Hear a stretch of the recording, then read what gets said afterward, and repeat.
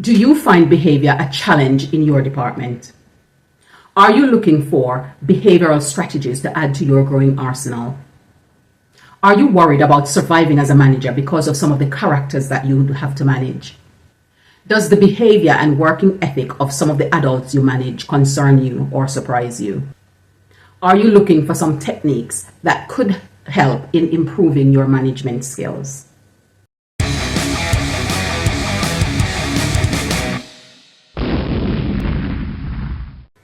Welcome back to Global Teachership Hub. Today we're going to be looking at challenging negative behaviors and how to manage those as a manager in your department as you work with the colleagues that you have been assigned. As a manager, keeping a team working together and working collaboratively and successfully has its challenges, and there are many difficult moments along the way. Managers and leaders do and will experience challenging behaviors from the colleagues that they manage because people are different and therefore have different expectations, different outlooks, different perspectives on life. And these are things that managers and leaders need to understand and work with in order to get the best out of the people that they are working with. These phenomena are not just immune to education, but they can be experienced in any workplace wherever you are. So if you're a manager, no matter where you are working as a manager, these are things that can be beneficial in helping you to be the best manager and leader that you can be for the team that you manage or lead. There are 4 approaches that we're going to be looking at here that will be helpful to you in assisting you in managing the people that you're working with in the best way that you can and maximize their outcomes in different scenarios. The first one that we're going to be looking at is capturing the situation. So when an event happens where negative behavior has been displayed, the first thing you want to do is to capture the situation. And the way in which you capture the situation is to just outline what happened without necessarily placing a blame on the individual. What it does is it brings to the memory what has happened, and it does so for the person who was involved, as somebody who is standing by and watching without necessarily accusing, but just giving them an understanding of what the situation was and how each party was involved. So for example, you could say something like, in yesterday's meeting, when Jane was trying to explain the challenges that she had with her project and was met with the response of, and you say what the person's response was.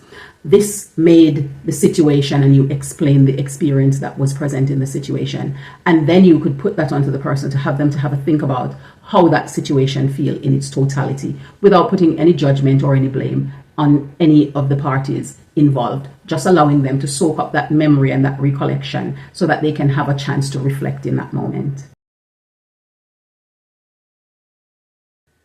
Number 2, describe the behavior that the person exhibits. Now, in this point, you are going to speak directly to what the person was doing. So you are going to highlight the behavior that they did. So, for example, when you interrupted consistently, it made it difficult for, and you make mention of what was difficult. So, for example, Jane was unable to explain how well she dealt with the different challenges and explain herself in enough depth or detail so that she can be given the adequate feedback from her colleagues to be able to transform the situation and give other people the opportunity to learn from those mistakes as well.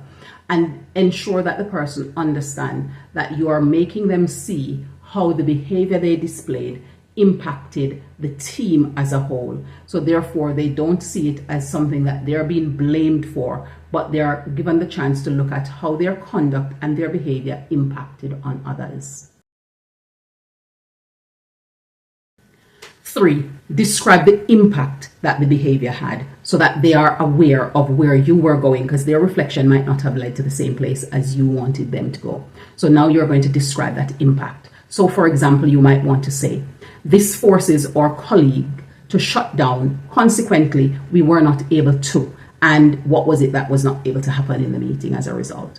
So it might have been that it led to time passing, and so there wasn't enough time available for the relevant feedback that was necessary. And so this now have to be tabled for another meeting, or you're going to have to work out some time where people are going to have to compromise and give their time up so that this can be done, which should have been done in the meeting because this person kept interfering with the time as it was going along.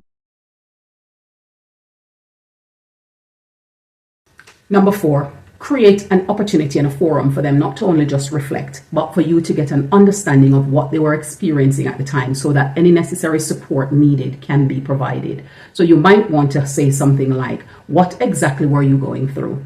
So that it gives them an opportunity to open up and to speak candidly about how they were feeling at that particular moment in time and what led them to behave in the way that they did.